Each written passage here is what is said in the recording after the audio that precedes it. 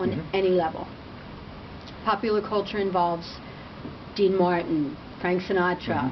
Did you get that book I gave you? Sure, beautiful. It's a great book, Oh, right? yeah, great book. And the Rat Pack. No matter what I see about you, there's always some edgy bad boy thing going on. I think even though we call you a rock star, you know, I used that in March in an article I wrote about you, so now everybody's calling you the rock star. I think that's cool. But basically, it's that edgy bad boy thing because you like all those guys.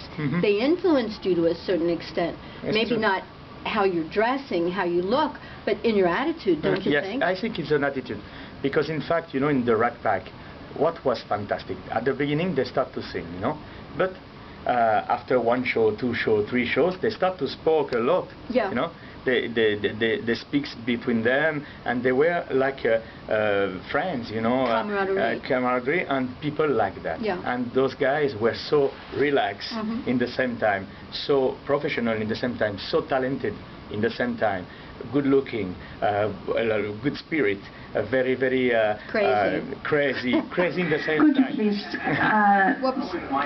Mr. Patterson, please make my stage left, down, stage left, Well, it's okay. It's all right. It's all right. It's fine. And you know, in fact, when I sing my tournée in France, you know, with Passion or with Sicilian or with this kind of repertoire, when I play, I do the same, like at the Rat Pack. I play with the audience, I speak with them, I improvise all the time, improvisation. I never prepare something, and every night is different. I say jokes, and I try to feel about the atmosphere, and I think people like that.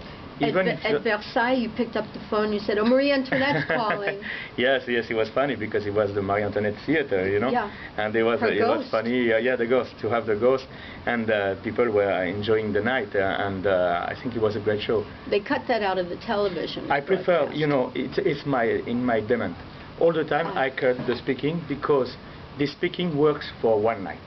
Oh, okay. If you put the DVD and listen again, the same joke, after 3 times, you're tired, and it starts to be boring. Well, maybe you were tired, but your fans... No, it's the same.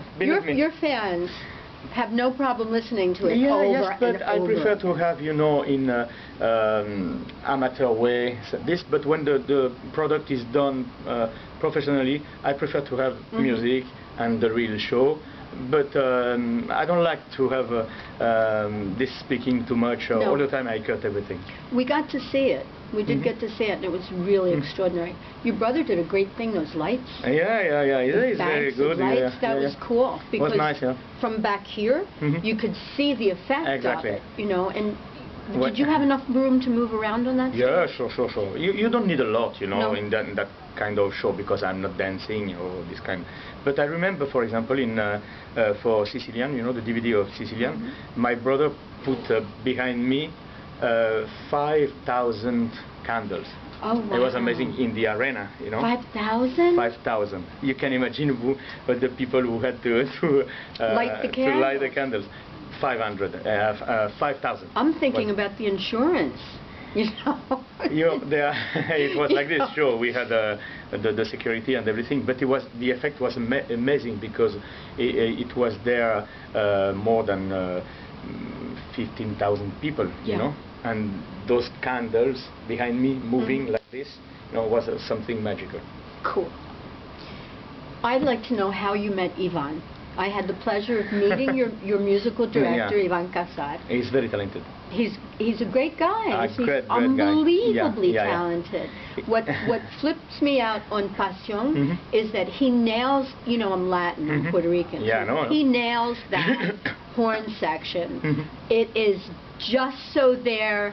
I can't believe it. And I look at this guy and I'm thinking, where does it come from? When did he turn into like a Puerto Rican trumpet player? You know, when you have trumpet in my CDs, it's because I want that. Oh. All the time. And Yvonne said all the time you want trumpet, because it's my favorite horn section. I love that, and I try to put a lot of trumpet, even in Mariano, even in Sicilian. All the time you have trumpet with me. And all the time I ask Yvonne, maybe you can put one more trumpet there. Yeah, for me the protagonist of the show is the trumpet. And but I met Yvan for this project of Luis Mariano, because when I had this idea to do Mariano, my record company asked me to do something maybe classical, and I said no, I don't want to do classical. I want to do something something else. Fun. With another type of orchestration. And they called Yvan Cassard, because he was very famous to do this kind of pop. He worked with Johnny Hallyday. With Johnny Hallyday and a lot of people Johnny there. Hallyday. Yes. But the thing interesting for me was because at he was a classical musician. He's trained first. classically. Yes. And for me it was very important to have somebody who can understand what I want, to have also this exchange, you know, of ideas. And where you're coming from. Yeah. And we start, I remember we had an appointment together, and he started to explain me the orchestration of Mariano with big orchestra, very classical, and I said, stop, Yvan, I don't want that. No, what do you want? I want just a band, and this, and this, and this. And he was so surprised, but he started to smile. I said, okay, we go. And we worked together a lot. At the beginning, he was a little bit surprised of my ideas, you know. But after that, he started to trust me, and now we are like a real. You bonded. We have a very big complicity, and we understand each other very well. For Sicilian, it was different because my brother Federico worked with us, and he was the specialist of Sicilian songs, and he worked a lot with Yvan for the orchestration to have something not so far from the Sicilian atmosphere, but something modern in the same time, and very authentic, you know. And I think the combination between Yvan, Federico and me was very good, and the musician. And for passion it was something else, because now it was the third experience together. We know each other very well, and everything, we create everything ad hoc, you know, during the day. Nothing was prepared, and we worked together with the musician in the studio, in live, and everything was born like this. Yes, spontaneously. It's fantastic. But he's a great musician. He understands all the time very well the spirit of the music, the style, and everything. And all the time, you know, even in this passion, you feel like we are guys from the back then. Yeah, back then. No, and it totally hip.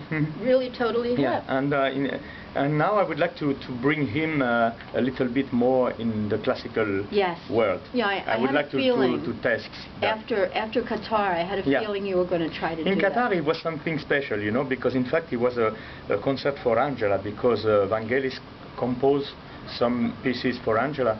And after that, but he was conducting the. He was conducting, and he made the arrangement, because he worked a lot for Vangelis many years ago. Oh, and, I didn't know that. Yeah, sure. He made a lot with him. Yeah. They worked together for many years, and he made the orchestration and everything with for Vangelis.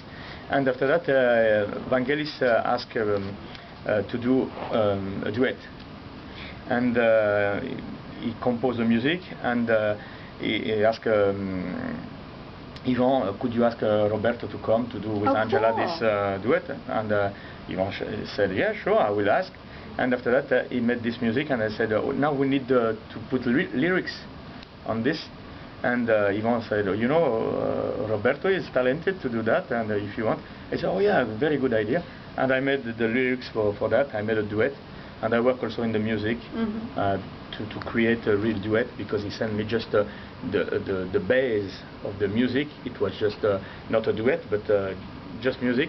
And I made a duet with the meeting of Rodolfo and Mimi and Angela and me. And I called that Piccola Bohème. Yes, I remember. That is very, when very are we going to see the lyrics to that? I think that we made the DVD and everything will appear soon. Oh, fantastic. Yeah. Your voice